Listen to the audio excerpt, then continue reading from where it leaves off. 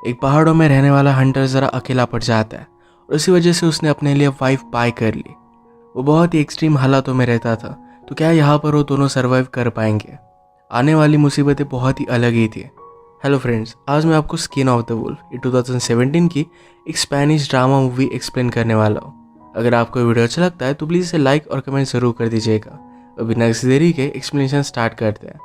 Movie start होती है और हम हमारे मेन कैरेक्टर मार्टिनन को एक बहुत ही रिमोट से माउंटेन्स में देखते हैं। उसका काम ही वही पर था, तो अपनी भूख मिटाने के लिए वो एक डियर की हंट करता है। उसका एक्चुअल काम है वुल्फ की शिकार करना, स्किन निकाल कर उसे सेल कर देना। माउंटेन में बहुत ही ज़्यादा ठंड होती है और वहाँ पर सर्वाइव करना बहुत ही हार्ड है। इस ठंड की वजह से जिस गांव में वो रहता है वहाँ के सारे लोग कहीं और रहने के लिए चले गए हैं। उसने अपने लिए कुछ शिप्स को भी पाल कर रखा है, उनका भी वो ख्याल रखता है, पानी गर्म करता है, अपना खाना खुद बनाता है। दिन भर शिकार करने के बाद रात में वुल्फ की स्किन पर वो काम करता है। ऐसे ही अकेला उसका पूरा विंटर बीत गया। फाइनली वुल्फ की सारी स्किन लेकर गांव में आने के लिए रेडी हो गया। रास्ता बहुत ही लॉन्ग था और उसमें बहुत सारी डिफिकल्टीज थी। एक रात उसे गुफा में बितानी पड़ती है। वो फाइनली गांव में आया और गांव के बारटेंडर ने उसे वेलकम किया। जिस बिजनेसमैन को मार्टिनोन सेल करने वाला था उसको बुला लेते हैं। इस बार मार्टिनोन ने अपनी प्राइस बढ़ा दी थी। वो कहता है इन वुल्फ्स में से 2 वुल्फ ये लेडीज थे, वो प्रेग्नेंट थी और नेक्स्ट ईयर मुझे कम वुल्फ्स मिलेंगे, इसी वजह से सप्लाई कम हो जाएगा और वो ज़्यादा चार्ज करता है। बिजनेसमैन ने बात मान ली और इसे वो परचेस कर लेता है। रात में बारटेंडर ने मार्टिनन से पूछा कि तुम्हारे डॉग का क्या हुआ। मार्टिनन कहता है कि डॉग्स के साथ सारी शिप्स को भी वुल्फ्स ने मार डाला था। वो फिर से नया डॉग नहीं पालना चाहता क्योंकि ट्रेन करने में उसे बहुत टाइम लग जाएगा। बारटेंडर ने कहा कि तुम अपने अकेलेपन के लिए शादी क्यों नहीं कर लेते। मार्टिनन कहता है कि वहाँ पर लड़की का जीना बहुत ही हार्ड हो जाएगा, वैसे भी औरतों को कंट्रोल करना है बहुत ही हार्ड होता है। बारटेंडर ने कहा कि तुम्हें बच्चा हो सकता है, तुम माउंटेन पर जो भी मेहनत करते हो ये सब अपने बच्चों को दे सकते हो। अगर तुम्हें बेटा ना हो तो तुम्हारे जाने के बाद सब लोग तुम्हारी प्रॉपर्टी को तहस नहस कर देंगे।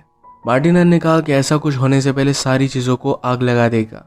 इसके बाद उसने गांव में वुल्फ्स के लिए ट्रैप्स बनवाए। वो एक लड़की से मिलने के लिए आता है जो विडो थी, उसे भी अपनी फिजिकल नीड्स थी, तो ये दोनों एक दूसरे को कुछ भी ना बोलते हुए इंटीमेट हो जाते हैं।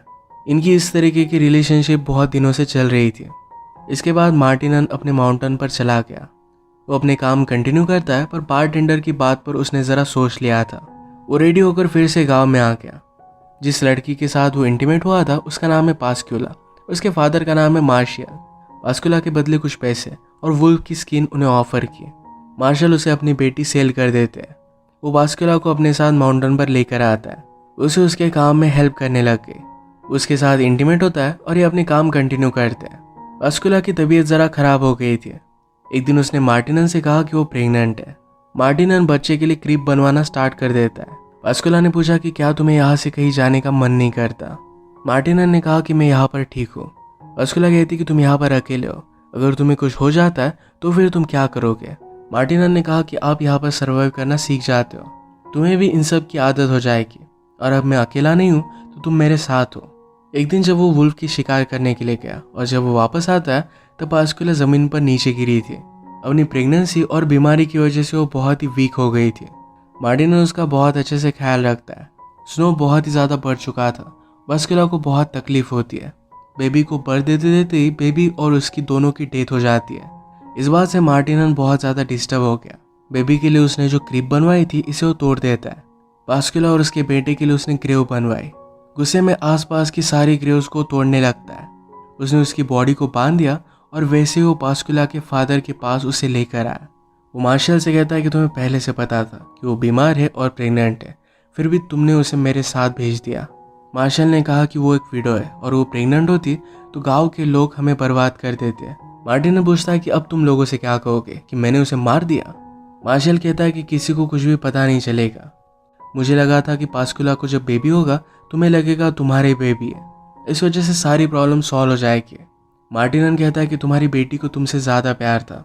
मार्टिनन कहता है कि पास्क्यूला सिर्फ तुम्हारी वजह से मेरे साथ आई थी, तुमने कभी भी उसके बारे में कुछ भी सोचा नहीं।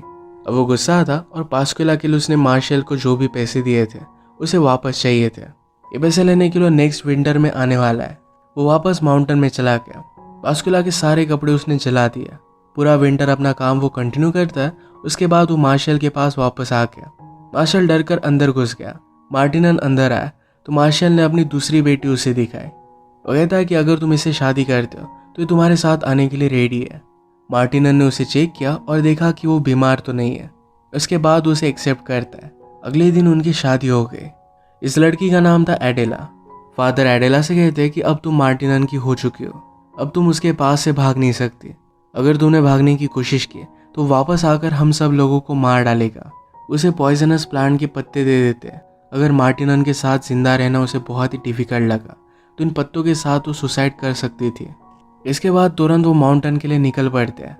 एडेला के लिए सफ़र बहुत ही हार्ड होता है और मार्टिनन उसका ख्याल रखता है। एडेला को ज़्यादा तकलीफ ना हो तो उसका सारा सामान भी उसने ही कैरी किया। एक रात वो उसके साथ इंटीमेट हो गया। वो बहुत ही फोर्सफुल था। एडेला ने यहाँ के रूटीन में एडजस्ट होने का ट्राई किया। कुछ दिनों के लिए मार्टिनन नीचे जा रहा था। एडेला कहती है कि अगर मेरे मदर और फादर से तुम्हारी बात हुई तो उन्हें बताना कि मैं ठीक हूँ। मार्टिनन ने कहा कि यहाँ पर रहना तुम सीख जाओगे। सारी चीज़ों को एडजस्ट करना ज़रा हार्ड है पर इतना बुरा भी नहीं है। वो जाते जाते कह कर गया कि अपना ख्याल रखना क्योंकि यहाँ पर स्नेक्स निकलते रहते हैं। एडेला को रात में अकेले सोने में बहुत ही डर लगता है। वो एक दिन आसपास घूम रही थी और वहाँ पर उसे पास्कुला उसके बेटे की ग्रेव दिखी। उसे पता नहीं था कि पास्कुला को एक बेटा भी हुआ था। इस बात से वो बहुत ही ज़्यादा डिस्टर्ब हो जाती है। मार्टिनन वापस आया। एडेला की मदर ने उसके लिए गिफ्ट भेजा था। ये फिर से वही पॉइजनस पत्ते थे। एक दो दिन एडेला मार्टिनन से कुछ भी पूछती नहीं। वो अपने कामों में बिजी हो गई थी पर उससे रहा नहीं जाता। उसने कहा कि पास्कुला के पास एक छोटी ग्रेव भी थी, क्या तुम्हारा बेटा भी था? मार्टिनन ने कहा कि वो ज़मीन में सिर्फ होल्स है, उसका कोई भी मीनिंग नहीं है। इस बात से एडेला अपसेट हो जाती है। मार्टिनन ने कहा कि तुम्हारे फादर ने तुम्हारी सिस्टर को ऐसे ही भेज दिया। वो बीमार थी और प्रेग्नेंट थी और इसी वजह से उसकी डेथ हो गई। एडेला इस बात पर बिलीव नहीं करती और वो मार्टिनन को बहुत हेट करती है। वो बहुत रोई। एक दिन उसने रियलाइज़ किया कि उसका पेट निकल रहा है और वो प्रेग्नेंट है। इस बात से उसे बहुत ज़्यादा घिन आती है। ये वो मार्टिनन से छुपाना चाहती थी पर ये बात वो देख लेता है। अपनी प्रेगनेंसी की वजह से उसे बहुत ही वीक लगता है तो मार्टिनन उससे कुछ भी काम नहीं करवाता। उसका उसने ख्याल रखने का बहुत ट्राई किया। एडेला को लगने लग गया था कि मार्टिनन ने पास्कुला को मार डाला। इस वजह से उसकी हेट बहुत ही ज़्यादा बढ़ चुकी थी। उसके साथ रहना उसे अच्छा नहीं लगता था। वो जब काम पर गया था तो उन्हें मदर की पॉइजनस प्लांट उसने निकाले। इसे वो कूटकर चाय पत्ती में डाल देती है। रोज़ खाना खाने के साथ जब मार्टिनन चाय लेता था तो इसमें उसे मिक्स कर देती है। रोज़ के काम करने में मार्टिनन को ज़रा वीकनेस आने लग गई। वो इस न्यू बेबी के लिए भी क्रीप बनाने लग जाता है। इस टाइप की टी एडेला मार्टिनन को देना कंटिन्यू करती है। वो इतना वीक हो चुका था कि एडेला के वो पास नहीं आता। एक दिन मार्टिनन जब शिकार करने के लिए जाता है तो मौके का फ़ायदा उठाकर एडेला वहाँ से भागने की कोशिश करती है। वुल्फ को पकड़ने के लिए पूरे माउंटेन पर मार्टिनन ने ट्रैप्स बिछा कर रखे थे। ऐसे एक ट्रैप में फंसकर एडेला इंजर्ड हो गई। वो ऐसे ही निकलने की बहुत कोशिश करती है पर आगे चलकर बेहोश हो जाती है। मार्टिनन जब उसे ढूंढ नहीं पाता तो बहुत ही वरीड हो गया। हर जगह पर घूमने के बाद उसे फाइनली ढूंढ ही लेता है। वो भी सांस ले रही थी पर उसकी हालत बहुत ही ज़्यादा ख़राब है। उसने उसे हीट दी और अच्छे से ख्याल रखा। इस इंसिडेंट की वजह से एडेला का मिसकैरेज हो गया। अच्छे से ख्याल रखने के बाद एडेला ज़रा ठीक हो गई। मार्टिनन समझ गया था कि अब वो उसके साथ नहीं रहना चाहती। उसे कहता है कि विंटर अब बढ़ने वाला है, दिन छोटे हो जाएंगे, अगर तुम्हें जाना है तो चली जाओ।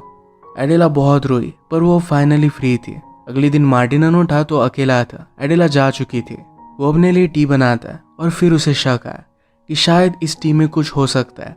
उसने सारे टी के पॉट्स को चेक किया, उसमें पॉइजनस प्लांट उसे मिल गया। वो समझ गया कि एडेला ने उसके साथ क्या किया था।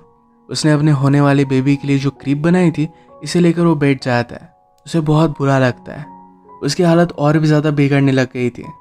अगर उसकी डेथ हो जाती है तो जिन कोर्ट्स को उसने पाल कर रखा है उनका ख्याल कोई भी रख नहीं पाएगा, उनकी भी डेथ हो जाएगी और इसी वजह से उन्हें वो फ्री कर देता है। फाइनली सब चीज़ों के लिए उसे रोना आता है।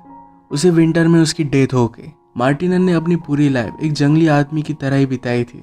अपना प्यार जताना उसे आता नहीं था। वो बातें सही तरीके से एक्सप्लेन नहीं कर पाया और अपना प्यार एडेला को जता नहीं पाया। एडेला को भी ज़बरदस्ती से उसके फादर ने सेल कर दिया था। वो पास्कुला और उसकी बेबी की डेथ के लिए मार्टिनन को ही जिम्मेदार मानती थी और इसी वजह से उसने उसे मार दिया। इसे एक डार्क एंडिंग के साथ ही मूवी एंड हो जाती है। अगर आपको एक्सप्लेनेशन अच्छा लगा तो प्लीज़ इसे लाइक और कमेंट ज़रूर कर दीजिएगा। बहुत सारी मूवीज़ लेकर आते रहते हो तो प्लीज़ इस चैनल को सब्सक्राइब कर दीजिए और बेल नोटिफिकेशन आइकॉन दबाने मत भूलिएगा। हम फिर से मिलेंगे और एक नए मूवी के साथ। तब तक के लिए थैंक यू और आप अपने आप का ख्याल रखिए।